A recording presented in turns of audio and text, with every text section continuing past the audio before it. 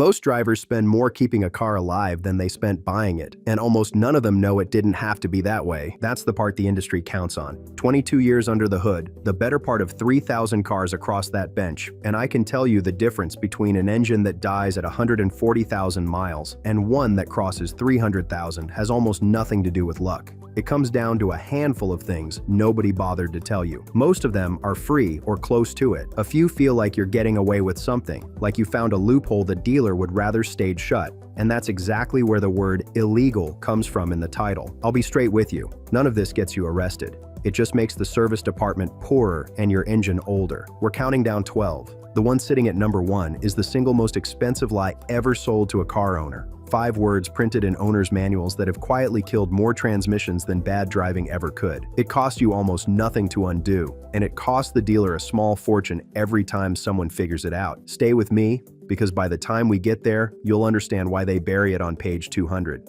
Number 12, the battery disconnect reset. Your car has a brain, and like any brain, it picks up bad habits. The computer running your engine is constantly adjusting, learning how much fuel to add, how to compensate for a slightly dirty sensor, how to smooth over a lazy throttle. Over the years, those corrections pile up, and the engine ends up running on a stack of patches instead of a clean slate. You feel it as a rough idle, a hesitation off the pedal, fuel economy that quietly slips a mile or two per gallon for no reason you can see. Here's what they don't tell you when you bring it in. That drift wipes out completely, and it doesn't cost a dime. But a rough idle on the service ticket gets written up as a sensor or a coil, $347 before anyone's proven a single part is bad. I've had hundreds of these roll through with that exact complaint. The owner's certain something's broken. Half the time, nothing is. The computer just got lost in its own corrections, the same way an old phone slows down until you restart it. The fix takes 15 minutes. Disconnect the negative battery terminal, walk away for a quarter hour so the system fully drains, then reconnect and let it idle while the computer relearns from zero. Clean slate, no tools, no charge. Number 11, the throttle body cleaning. Air reaches your engine through a single valve called the throttle body, and over tens of thousands of miles it cakes up with a sticky black film of carbon and oil vapor. As that gunk builds on the bore and the plate inside, it chokes the airflow the engine expects. The idle starts hunting up and down, the car stumbles when you ease off the gas, and cold starts get rougher than they should.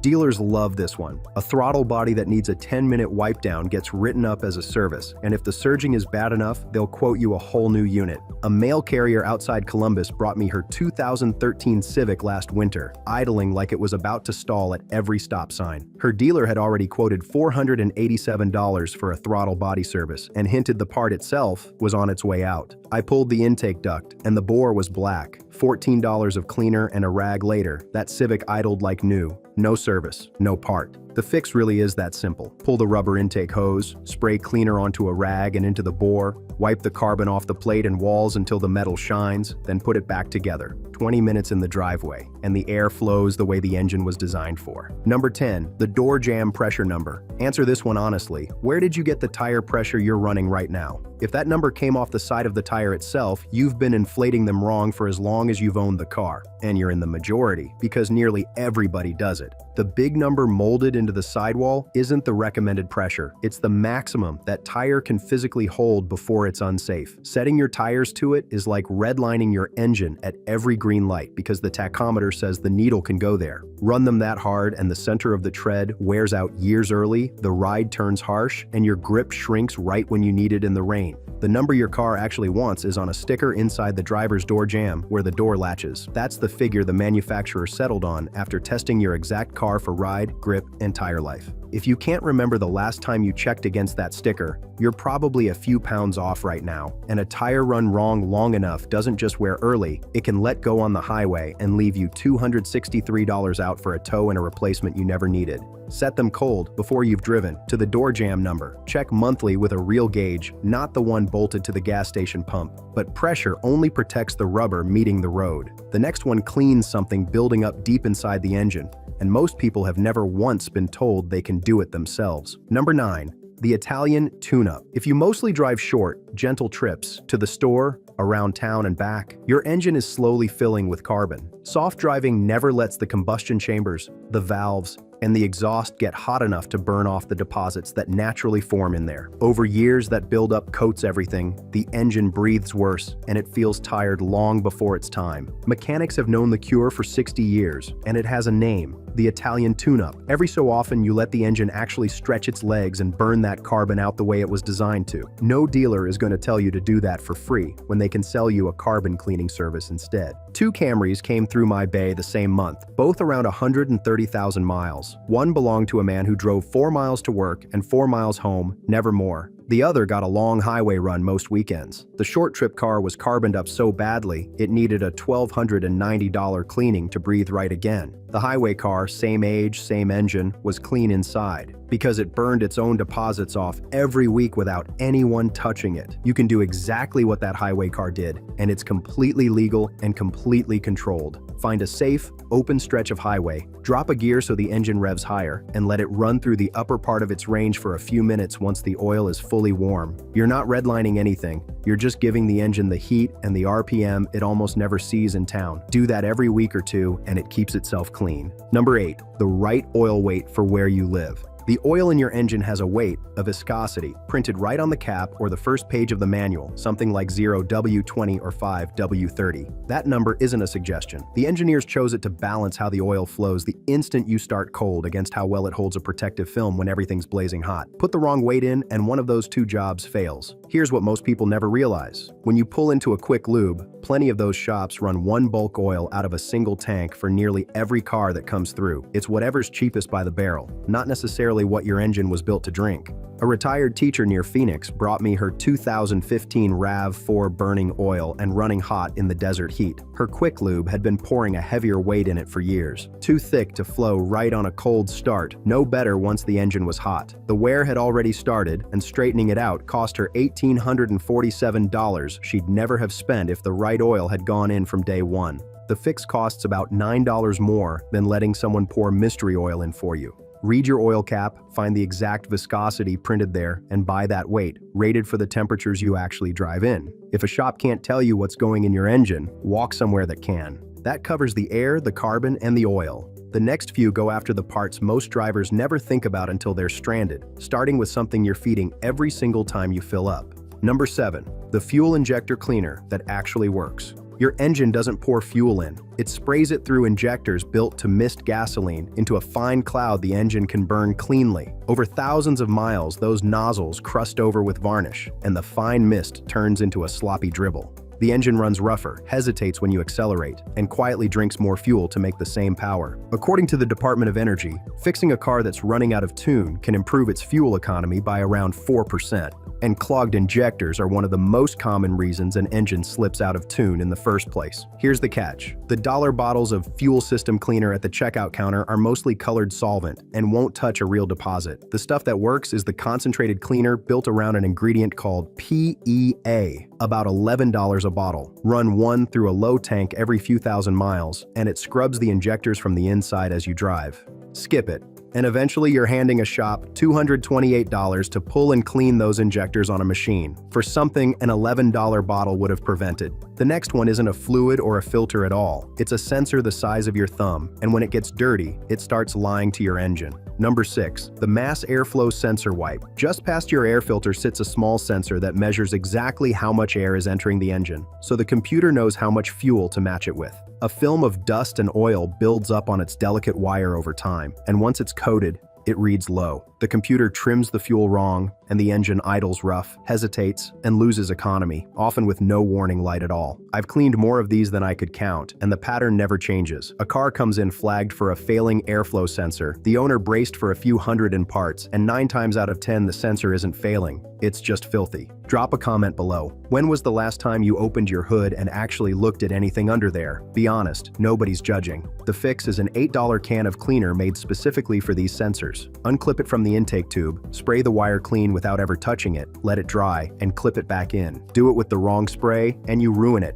Do it right, and you've saved a $394 sensor you never needed. Everything so far has been about how your engine runs. The next one decides whether you stop, and it's the one I genuinely lose sleep over. Number 5, the brake fluid nobody changes. Brake fluid has a secret the people who sold you the car would rather you not think about. It absorbs water. Fresh from the bottle, it resists heat beautifully, but every year it pulls a little moisture out of the air through the seals, and that water lowers the temperature at which the fluid boils. Push hard down a long hill on old, wet fluid, and it can boil into vapor, and vapor compresses where fluid doesn't. That's the spongy pedal that sinks to the floor right when you need it most. Worse, the trapped moisture quietly rusts the calipers and the ABS unit from the inside. A school bus driver outside Knoxville brought me his 2014 Tacoma with a pedal gone soft. He'd never once changed the brake fluid, didn't know you were supposed to. The moisture had been eating his brake system for years, and by the time it reached me, the corrosion had gotten into the expensive parts. The repair ran $1,156. A simple flush, done on schedule, would have cost him $89.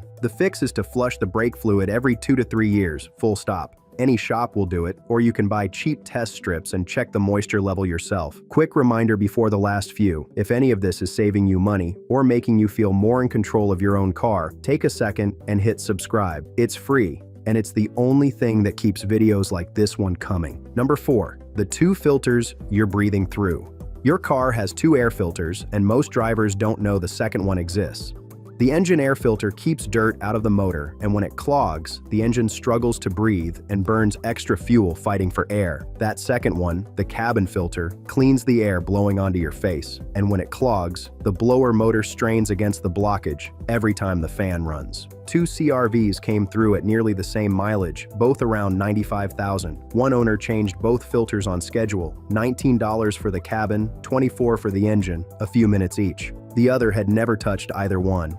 That second car ran rich from the choked engine filter, and the strained blower motor finally burned out, pushing against a cabin filter packed solid with leaves and grit. That blower job alone was $312 to dodge a part that costs less than lunch. The fix is almost insultingly easy. The engine filter sits in a box under the hood you open with your hands, and the cabin filter hides behind your glove box, usually held by 2 clips. Both come out and go back in minutes. No tools and no markup. We're down to the last 3 now, and these are the ones the service department really doesn't want you thinking about, including the 5-word lie sitting at number 1, the one I promised you at the very start. Number 3, the coolant that turns to acid. Most people think coolant has one job, keeping the engine from freezing in winter and boiling in summer. That's only half of it. Mixed into that fluid is a package of corrosion inhibitors built to stop the coolant from eating the metal it flows through. Those additives wear out over the years, and once they're gone, the coolant turns acidic and starts quietly corroding the water pump, the radiator, and the gaskets from the inside. When was the last time you actually looked at your coolant? Not the level, but the condition of the fluid itself. If you've never checked whether it's still bright or gone brown and murky, there's a real chance it stopped protecting your engine a while ago. Here's the part they count on. That long-life coolant sold as fill it and forget it still has additives that deplete on a schedule, and the damage never shows as a warning light.